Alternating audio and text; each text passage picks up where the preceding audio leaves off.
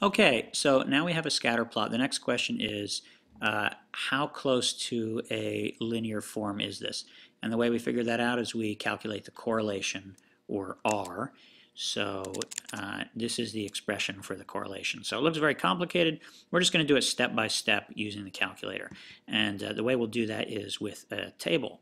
So the first step is to get all of the x values. Remember, that's the explanatory variable. But we already have that, remember, because we had to enter that in L1. That's our explanatory variable, and L2 is our response variable.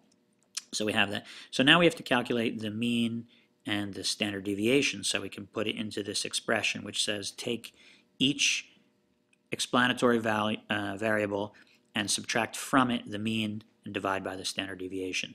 And then actually we have to do the same exact thing for the response variable. So we need to get the calculator to calculate those statistics for us, the mean and standard deviation for both the explanatory and the response variable. So to do that in the calculator, it's pretty easy. We just do stat calc, and we've been doing one variable statistics. Now we do two variable statistics. So you hit enter, and the two variable statistics we want to do on L1 and L2. So I just do L1, comma L2, and then hit enter, and calculates the two variable statistics, the mean for x, the standard deviation for x, and then if I scroll down, it does the same thing for y. Now the calculator is going to hold on to all these values for me until I do this again. Okay, so we now have those two things, mean and standard deviation for explanatory and for response. Now we want to calculate this thing here and this thing here. And once we calculate those, we can add up the product of all of those for each explanatory variable. So we're going to make two more lists. We're going to make one list that is this here, sort of the standardized x value, and one list for the standardized y. So the way we're going to do that, again, is pretty straightforward. So we go back to our lists, and now we're going to go into L.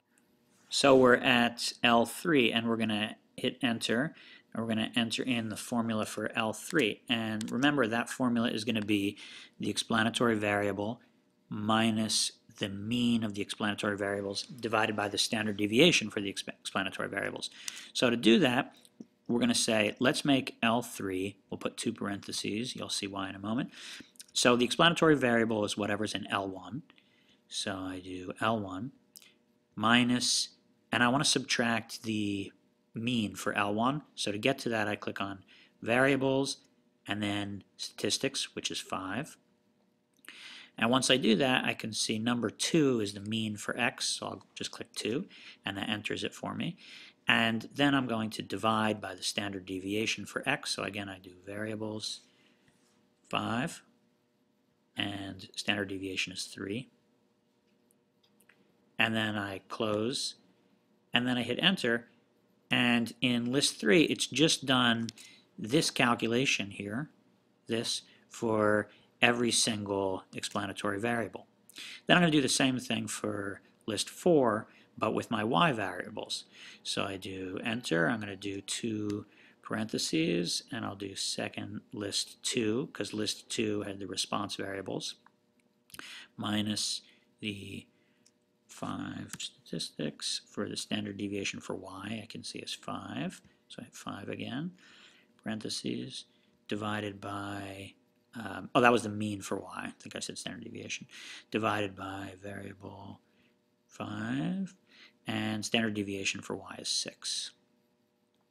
So if you look at that, response variable minus the mean for response variables divided by the standard deviation for response variable, that's this thing right here. So then I hit enter. So now I have those two. So look at the formula here. I have a list of all these values and a list of all these values. Now I need the product of those two. So that's pretty easy to do. Let's just see what that looks like.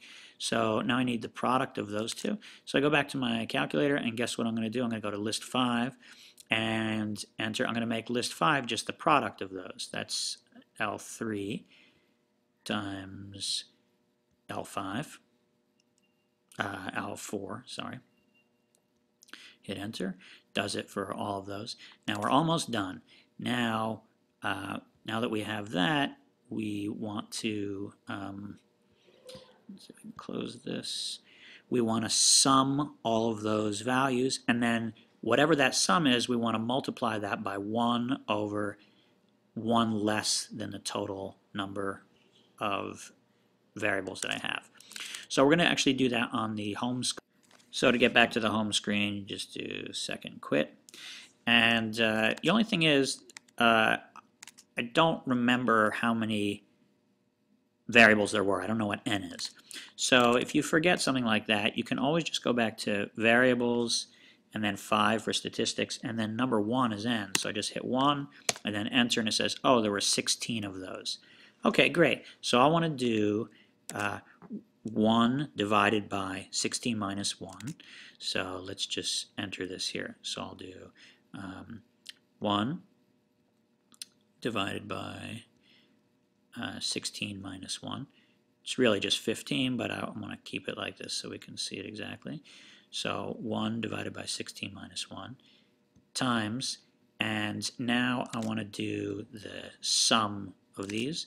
So to do the sum, you just do second stat, go over to math, and choose 5 for sum. And the sum is of this product, which remember was list 5 for us. List 1 was this number, and I'm sorry, list 1 was the x values, and list 2 was the y values, list 3 was this expression here, and list 4 was this one, and then list 5 was the product of the two.